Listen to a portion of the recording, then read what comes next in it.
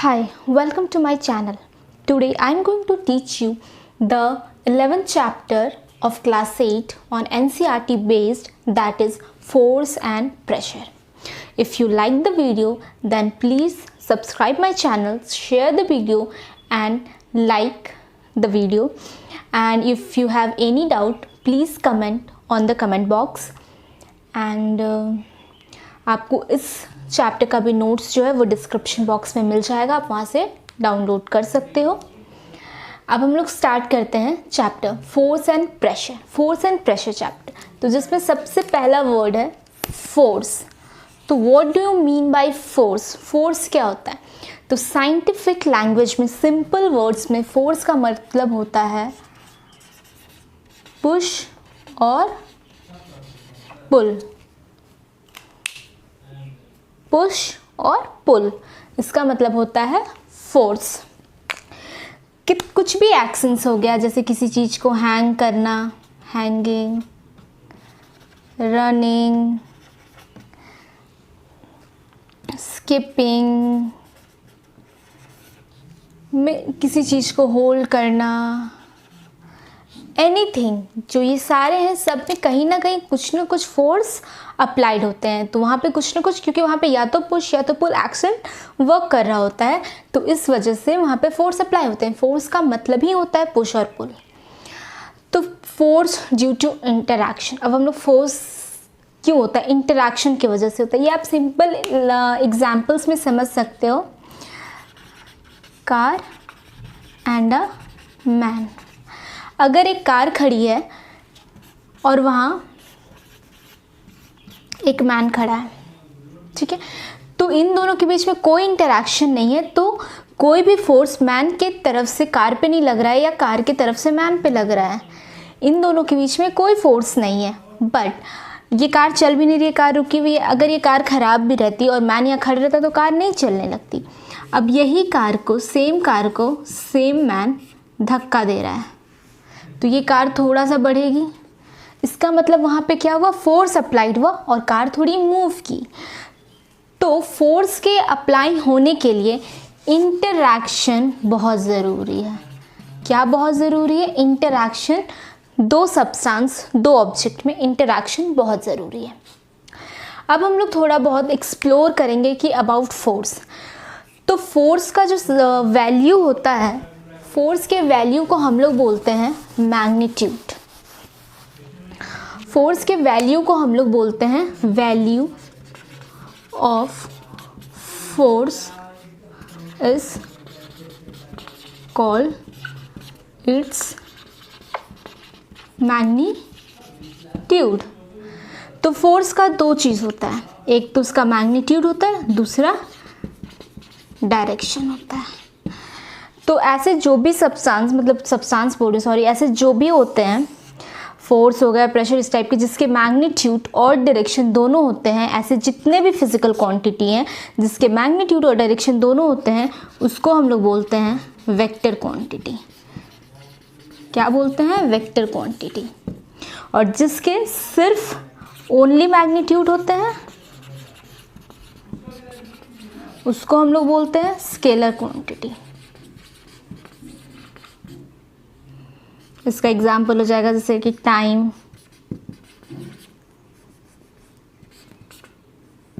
मास, etcetera. तो value of force को हम लोग क्या बोलते हैं? मैग्नीट्यूड। फोर्स का क्या होता है? डायरेक्शन प्लस मैग्नीट्यूड दोनों होता है। तो जब डायरेक्शन और मैग्नीट्यूड दोनों होगा तो उसको हम लोग बोलते हैं वेक्टर क्वांटिटी। और जिसके सिर्फ फिजिकल क्वांटिटी, जिसके सिर्फ मैग्नीट्यूड होता है, उसको हम लोग स्केलर क्वांटिटी बोलते हैं। तो ये था फोर्स का इंटरैक्शन और एक्सप्लोर किया कि हम लोग फोर्स में क्या क्या होता है।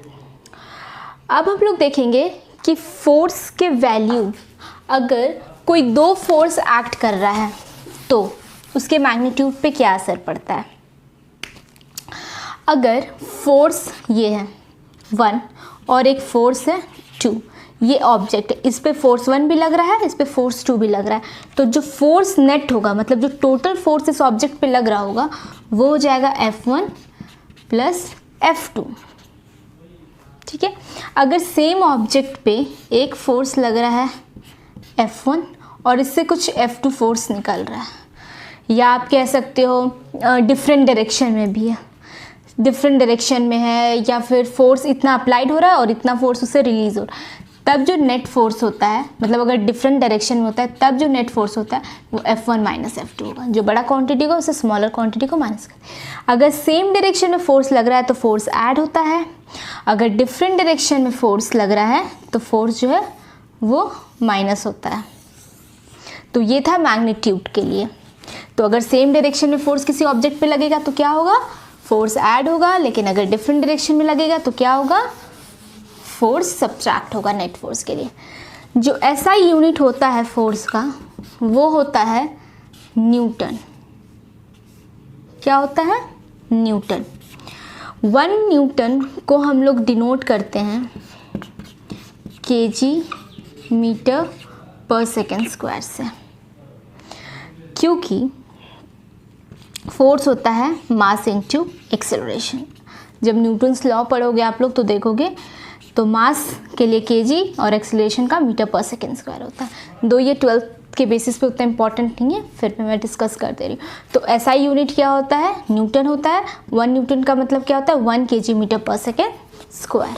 तो ये ऐसा यूनिट होता है फोर्स का। अब हम लोग देखेंगे force can change the state of motion.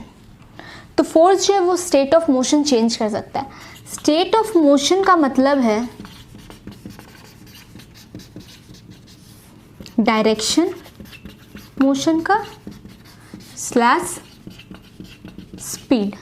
तो डायरेक्शन और स्पीड इसका मतलब होता है स्टेट ऑफ मोशन। अगर कोई ऑब्जेक्ट रेस्ट पे है तो उसको भी हम लोग एक state of motion he consider करेंगे, जिसमें उसका स्पीड जो है वो इक्वल टू 0 है। तो इसका आप एग्जांपल दे सकते हो कैसे फोर्स जो है वो चेंज करता है। जैसे कि अगर कोई बॉल गोलकीपर की तरफ आ रहा है तो वो उसको टच करता है तो उसका डायरेक्शन चेंज हो जाता है, वो फोर्स लगाता है बॉल पे तो उसका डायरेक्शन चेंज हो जाता है। तो ये एग्जांपल आप दे सकते हो। जब क्रिकेटर अपने बैट से बॉल को हिट करता है तब उसका डायरेक्शन स्पीड चेंज होता है। तो ये हो सकता है state of change of motion का फोर्स के अकॉर्डिंग। अब हम लोग देखेंगे force can change shape of the object. Force can change the shape of the object. इसका बहुत सारा एग्जाम्पल है force can change the shape of the object. जैसे हो गया आपका जब हम लोग डो बनाते हैं फ्लोर से, व्हीट फ्लोर से, तो जब इस पर हम लोग प्रेशर लगाते हैं तो इसका शेप चेंजेस होता है।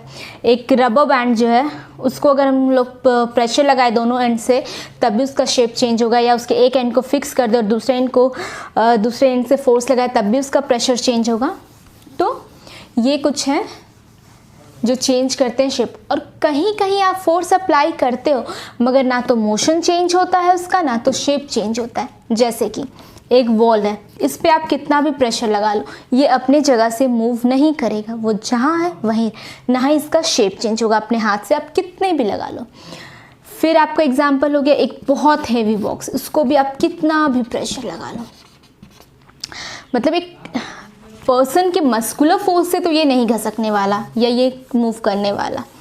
तो ये होता है कुछ एग्जाम्पल कि हर जगह नहीं होता है कि आप कुछ भी फोर्स लगाओ और वो चीज़ मूव करी जाए और चेंजेस ले ही आए, तो हमेशा ऐसा नहीं होता है। अब हम लोग देखेंगे कि फोर्स कितने टाइप के होते हैं। तो फोर्स जो होते हैं वो 2 टाइप के होते हैं, कॉन्टैक्ट फोर्स और दूसरा non contact force.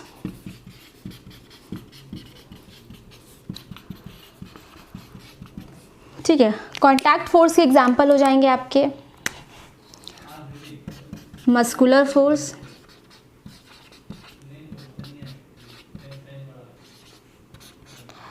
Friction. Non contact हो जाएंगे ग्रेविटेशनल, इलेक्ट्रोस्टैटिक, मैग्नेटिक फोर्स। तो ये अब कॉन्टैक्ट फोर्स और नॉन कॉन्टैक्ट फोर्स में डिफरेंस क्या है। तो कॉन्टैक्ट फोर्स में जो है आपका फिजिकल कॉन्टैक्ट नेसेसरी है, क्या है, रिक्वायर फिजिकल कॉन्टैक्ट, और ये डज नॉट रिक्वायर।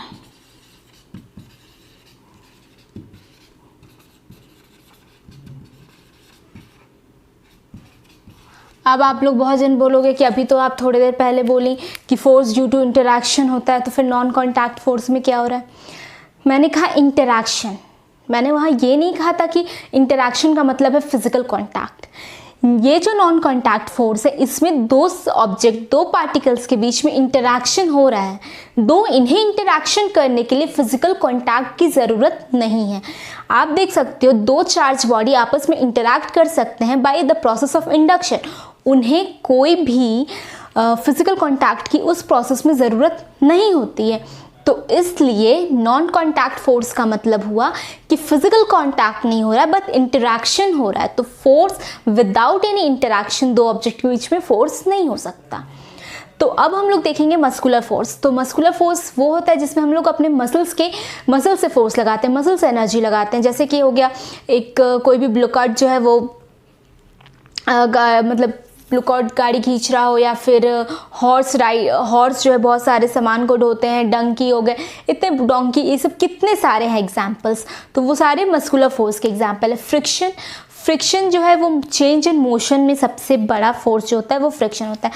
ये फ्रिक्शन आप फोर्स कहाँ आप महसूस करते हो? जब मैं अभी ब्लैक बोर्ड पे लिख रही हूँ तो बिकॉज ऑफ फ्रिक्शन जो मैं लिख पा रही हूँ। जब हम लोग वॉक करते हैं ग्राउंड पे या मतलब, तो वहाँ पे भी जो फोर्स चाहिए होता है वो होता है फ्रिक्शन। तो जब हम लोग मूव कर रहे हैं तब भी जो फोर्स चाहिए वो होता है फ्रिक्शन। और muscular force, friction force example of contact force. अब हम लोग देखेंगे नॉन कॉन्टैक्ट फोर्स। तो नॉन कॉन्टैक्ट फोर्स में सबसे पहला है ग्रेविटेशनल फोर्स। तो आप लोग सब ग्रेविटी वर्ड से तो जानते होंगे। तो ग्रेविटी क्या होता है? आप जब भी किसी चीज़ को अर्थ के ऊपर फेंकते हो तो वो नीचे गिरता है because of gravity. Earth have a gravity. तो ग्रेविटेशनल फोर्स एक फोर्स है, अट्रैक्टिव फोर्स है, जो अपनी तरफ ऑब्जेक्ट को खींचती है। तो ये बड़ा ऑब्जेक्ट है, मान लो ये छोटा, दोनों एक दूसरे को अट्रैक्ट करेगा, लेकिन ये इधर इसलिए आ जाएगा क्योंकि इसका फोर्स ऑफ अट्रैक्शन इसके कंपेरिजन में बहुत ज़्यादा होगा। तो ये होता है ग्रेविटेशनल। इलेक्ट्रोस्टैटिक फोर्स में वही है, दो चार्ज पार्टिकल के बीच में अट्रैक्शन होता है। मैग्नेटिक, दो मैग्नेटिक पार्टिकल के बीच में अट्रैक्ट होता है, तो जो फोर्स लगता है उसको मैग्नेटिक फोर्स बोलते हैं। अब हम लोग चैप्टर का सेकेंड पार्ट देखेंगे, दैट इज प्रेशर। तो प्रेशर क्या होता है? तो pressure is defined as the force acting per unit area, यानी कि फोर्स बाय एरिया। ऐसा यूनिट होता है प्रेशर का पास्कल। अब आप देखोगे कि प्रेशर जो है वो F/A लिखते हैं, तो डायरेक्टली प्रोपोर्शनल है फोर्स से, और 1 बाय इन्वर्सली प्रोपोर्शनल है एरिया से। ठीक है, इन्वर्सली प्रोपोर्शनल है एरिया से। तो इस चीज़ का एप्लीकेशन हमारे डे टू डेली लाइफ में भी यूज़ होता है। जैसे कि जो हमारे स्कूल बैग होते हैं उसके जो हैंडल होते हैं वो बहुत ब्रॉडर बनाए जाते हैं। क्यों ब्रॉडर बनाए जाते हैं? ताकि उसका एरिया इंक्रीज़ किया जाता है, ताकि जो स्टूडेंट है उसके शोल्डर पे प्रेशर कम लगे। तो ये एक इसका एप्लीकेशन जो हमारे डे टू डेली लाइफ में यूज़ होता है। अब हम लोग देखेंगे pressure exerted by liquid and gas. तो प्रेशर जो है वो लिक्विड और गैस दोनों से एक्सर्ट होता है। कैसे?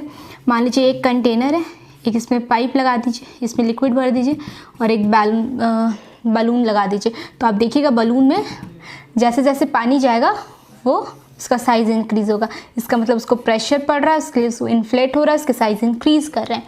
इसी का सेम एप्लीकेशन गैस में भी है। जब हम लोग अपने मुंह से, अपने माउथ से एयर ब्लो करते हैं बलून के अंदर, तब वो उसका साइज़ इंक्रीज करता है, वो इन्फ्लेट करता है। ये शो करता है कि उस पर प्रेशर एक्सर्ट कर रहा है। तो ये था liquid exerted by pressure exerted by liquid and gas. अब है एटमॉस्फेरिक प्रेशर।